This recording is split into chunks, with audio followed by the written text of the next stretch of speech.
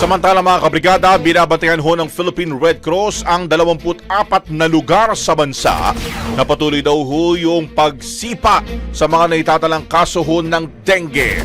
Nag-deploy na rin ng 15 Philippine Red Cross chapters sa mga lugar na ito, kabilang na nga ho sa Quezon City na una na po nag-declare ng dengue outbreak.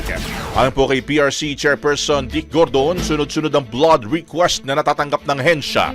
Yan po yung mula ho sa Caloocan, Marikina, Kalinga, Bataan, Tarlac, Mountain Province, Bulacan, Abra, Cebu, Iligan, Misamis Oriental, General Santos City, Surigao del Norte at maging sa Agusan del Sur. Bagamat tumaas ang blood demand ng ahensya, siniguro naman ho ni Gordon na meron pa rin ho silang sapat na supply ng dugo. Iminungkahi naman ho niya sa mga lokal na pamahalaan na maglunsad na ho ng mga programa para po malabanan ang naturang dengue na yan.